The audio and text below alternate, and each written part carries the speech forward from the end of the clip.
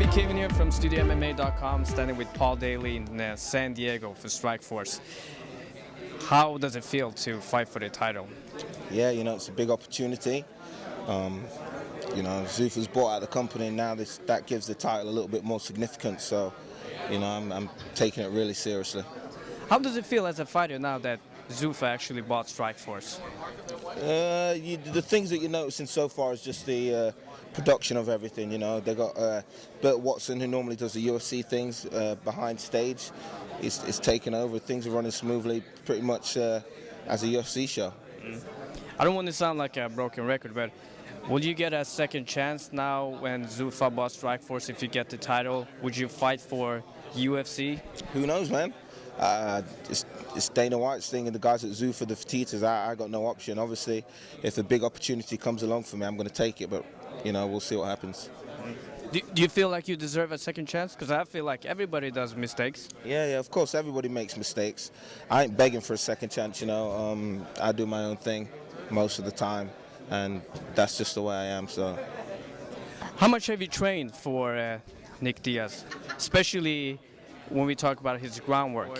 Now, yeah, I'm just trying to avoid the ground. There's not, when someone has been doing something for so long and they're so good at it, it makes no sense me trying to catch up to be as good as them.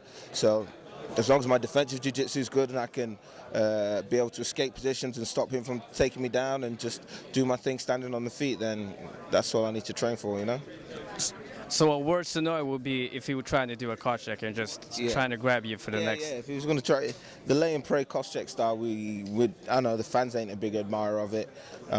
Neither am I. I think Nick Diaz is going to come to fight, and that's why I'm looking forward to this fight. I know we're going to fight.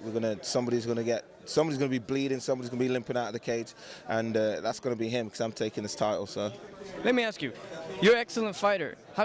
Have you ever thought about fighting maybe for another organization that does not allow people to, hugging, something like more K1? Yeah, it's something that I've considered.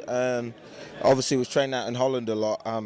I've got good connections with the guys at It's Showtime, and I spoke to Mike Passanier over at Mike's gym just before we came over here and said, if the opportunity comes in the future, could you hook me up with a fight on It's Showtime? And it's definitely a possibility. I don't know, did you watch the fight with Shogun and John Jones? Yeah, I watched it. It was a good fight. I think John Jones made it look real easy, and he's a special guy. Everybody who's involved in the sport says that the sport is changing every day. Champions today are no longer champions tomorrow. What is your take on that, and how do you prepare, and how are you going to actually take the title?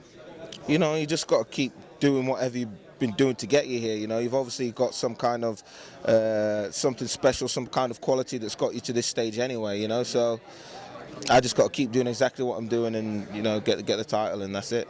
What about updating your style? Anything like John Jones trying to get YouTube videos? No, man. I do what I do. I knock people out. Mike Tyson never tried to become a boxer. He was a knockout artist, and that's what I do. I knock people out, so I'm going to keep doing that.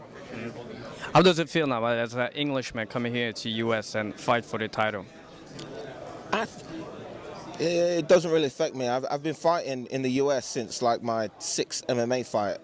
The majority of my fights have been in the U.S., so it's like it's not the same as for other foreign fighters coming over here. I'm used to everything. I know where to eat. I know where to hang out. I know people have friends over it. So no issue with food or jet lag? So home from home, no jet lag. Well, yeah, jet lag. That's about the only thing that affects us. But apart from that, it's just easy. It's America. It's a nice place, Thank you so much, No worries. Paul Daley. Good luck to you on Saturday.